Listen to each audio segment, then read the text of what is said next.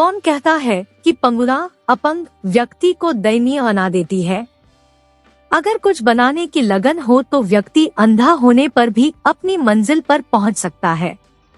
जहां चाह वहां राह, इस कहावत को मैंने पूरी तरह चरितार्थ किया है। बचपन से 9 साल तक मैंने दृष्टि सुख पाया था। पढ़ाई लिखाई से लेकर खेलकूद तक मेरी प्रतिभा सबको विस्मित कर देती थी। 10 वर्ष की उम्र में चेचक के भयंकर प्रकोप ने मेरे नेत्रों की ज्योति छीन ली। माता पिता का हृदय हाहाकार कर उठा। उन्होंने डॉक्टरी उपचार से लेकर झाड़ फूंक तक सारे उपाय किए, पर मेरे नेत्रों की दृष्टि फिर नहीं लौटी। निराशा के उस भयानक क्षणों में मैंने जिद की कि मुझे किसी अंध विद्यालय में दाखिल कर दिया जाए। अंध विद्यालय का वातावरण बहुत प्रेरक था।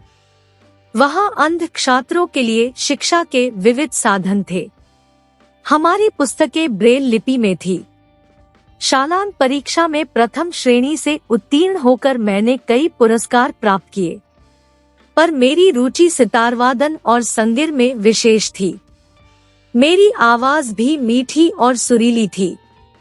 जब मैं सितार बजाकर गाता तो लोगों बैजू बावरा की याद आ जाती थी। संगीत स्पर्धाओं में भी मैंने तानसेनों को मुंह की खिलाई। मेरी कला पर मुग्ध होकर एक ग्रामीण युवती ने मुझसे विवाह कर लिया। वर्षों तक गिर और संगीत की दुनिया में मेरा नाम चमकता रहा।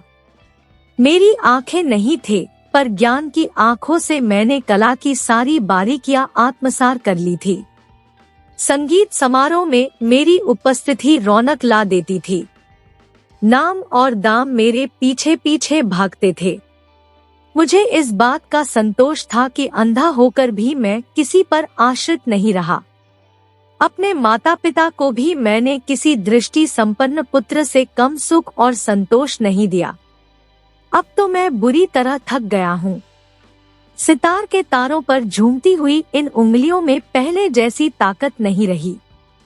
मैं चाहता हूँ कि अपंग जन मेरे जीवन से प्रेरणा ले। वे पंगुता के अभिशाप को वरदान में बदलकर दूसरों के भी हौसले बुलंद करे।